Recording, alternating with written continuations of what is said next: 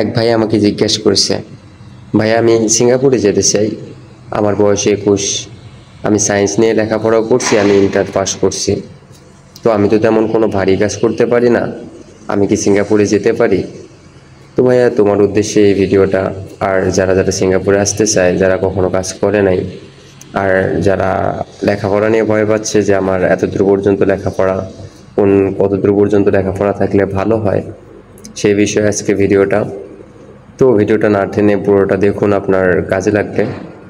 আর আপনার যদি সিঙ্গাপুর বিষয়ে কোনো কিছু জানার থাকে তাহলে কমেন্ট বক্সে নিশ্চয়ই জানাবেন, আর আমি নিশ্চয়ই আপনাকে হেল্প করব সেই সম্পর্কে ক্লিয়ার করার জন্য।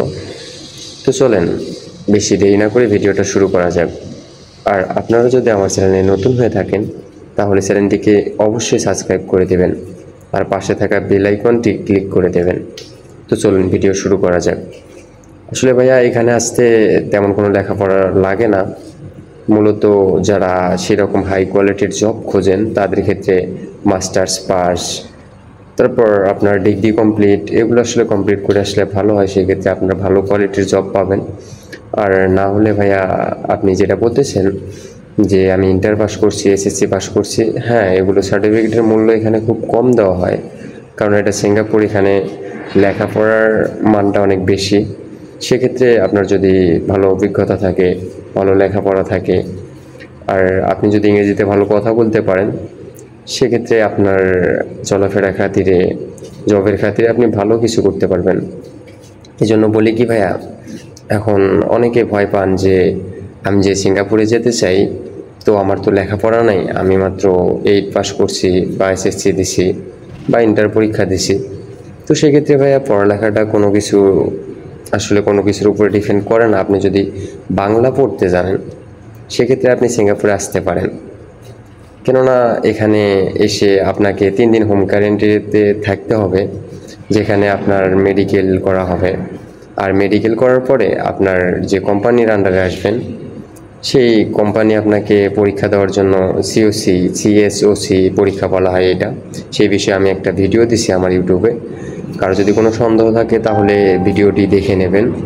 আর বিশেষ করে যেটা আপনারা যদি বাংলা পড়তে জানেন তাহলে এই পরীক্ষাতে আপনাদের কোনো সমস্যা হবে না মেবি, কেননা এখানে আপনার পরীক্ষা নেওয়ার আগে ওরা ক্লাস নেবে, একদিন ক্লাস নেয়, দ্বিতীয় দিনও ক্লাস নেয়, তারপরে গিয়ে পরীক্ষা হয়। আপনার যেগুলো পরীক্ষায় কোশ্চেন আসবে সেগুলো আগে থেকে ওরা জানিয়ে দেয়। সেক্ষেত্রে আপনার বাংলার যদি বাংলা পড়তে পারেন, বাংলা লিখতে পারেন, সেক্ষেত্রে আপনার কোনো সমস্যা হবে না। আর এই পরীক্ষাটা মূলত ল্যাপটপে দিতে হয়, কেউ কারো দেখতে পারবেন না, সেক্ষেত্রে আপনার নিজের অভিজ্ঞতা থেকে পরীক্ষাগুলো দিতে হবে। পরীক্ষা তেমন হার্ড না, যদি আমার ওই ভিডিওটা দেখেন তাহলে বুঝতে পারবেন। আর ভাইয়া একটা কথাই বলি যে অনেকে ভয় পান, আমার তো লেখাপড়া নাই, আমি যাব, পরীক্ষায় ফেল করলে তো সিঙ্গাপুরে থাকতে দেবে না। তো সিঙ্গাপুরে আসলে পরীক্ষাটা নেওয়া হয় মূলত সেফটি পরীক্ষা হিসাবে, আপনার সেফটি সম্পর্কে ধারণা দেওয়ার জন্য আর সিঙ্গাপুরের রুলসগুলো ফলো করার জন্য। সেক্ষেত্রে আপনার বাংলা পড়া জানলেই হবে। আর আপনি যদি এইচএসসি পাস করে থাকেন সেক্ষেত্রে আপনি নিশ্চয়ই কিছু না কিছু ইংরেজি পড়তে পারেন, তো আপনার নিশ্চয়ই একটু মান বেশি থাকবে। এগুলো আসলে ম্যাটার করে না, সবাইকে কাজ করে খেতে হবে, এটা হচ্ছে কর্মশীল দেশ। এখানে ভাইয়া বাংলাদেশে যেমন কাজ হয় সেরকম কোনো হার্ড কাজ না, এখানে যে কেউ কাজ করতে পারবেন, এটাকে বলা হয় সময় বেচা, নিজের সময়টাকে বিক্রি করা। আপনাকে কখনো ভারী জিনিস তুলতে দেওয়া হবে না, কেননা এখানকার নিয়মগুলো খুব কড়া। যে কোনো 40 কেজির বেশি হলে আপনাকে লরি দেওয়া হবে, হ্যান্ড লরিগুলো, এই লরিগুলোর সাহায্যে আপনি সেই মালগুলো নিয়ে যেতে পারবেন, সেক্ষেত্রে আপনার কোনো প্রবলেম হবে না। আর হার্ড কাজ বলতে এখানে সিঙ্গাপুরে কোনো হার্ড কাজ নেই, আপনাকে যদি 10 তলার উপরেও কাজ করতে দেওয়া হয় সেক্ষেত্রে আপনাকে সেফটি দেওয়া হবে, আর সেই সম্পর্কে এই পরীক্ষাগুলো নেওয়া হয়। আর পরীক্ষা নিয়ে আপনাকে এত টেনশন করতে হবে না, আপনি যদি বাংলা পড়তে জানেন তো আপনার জন্য এই পরীক্ষা কিছুই না। আর এই পরীক্ষায় টিকলে আপনাকে ওয়ার্ক পারমিট কার্ড দেওয়া হবে, ফিঙ্গার করানো হবে, তারপর আপনি এই দেশের কর্মী হিসাবে নিয়োজিত থাকবেন। সেক্ষেত্রে আপনার পুলিশ বা এরকম কিছু কোনো ঝামেলায় পড়তে হবে না ওয়ার্ক পারমিট হয়ে গেলে। আর ভাইয়া একটা কথাই বলবো কি, অনেকজন অনেক কথাই বলবে এই সিঙ্গাপুর বিষয়ে যে সিঙ্গাপুর ভালো না, এখানে এত টাকা দিয়ে ঢুকবো, এত কম স্যালারি। তো ভাইয়া আসলে প্রতিটা মানুষের ধৈর্যের পরীক্ষা নেওয়া হয়।